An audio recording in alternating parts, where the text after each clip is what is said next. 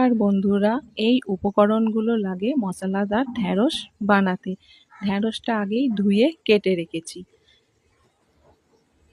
কড়াইতে তেল দিয়ে দিলাম।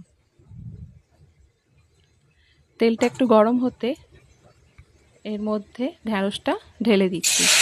ঢ্যাঁড়সটা দিয়ে একটু নেড়ে চেড়ে নেব।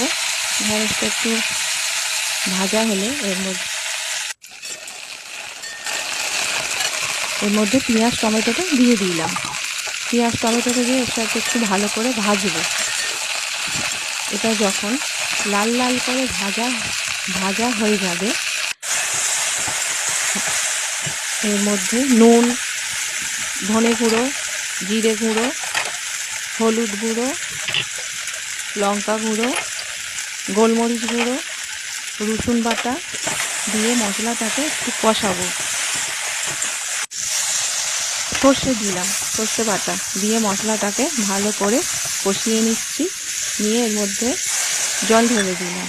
জলটা ঢেলে দিয়ে ভালো করে নেড়ে চেড়ে নিয়ে এটা যখন মাখো মাখো হয়ে আসবে, তখন মশলাদার ঢ্যাঁড়সের তরকারি রেডি। ভিডিওটা ভালো লাগলে লাইক, কমেন্ট, শেয়ার, ফলো করে দেবেন।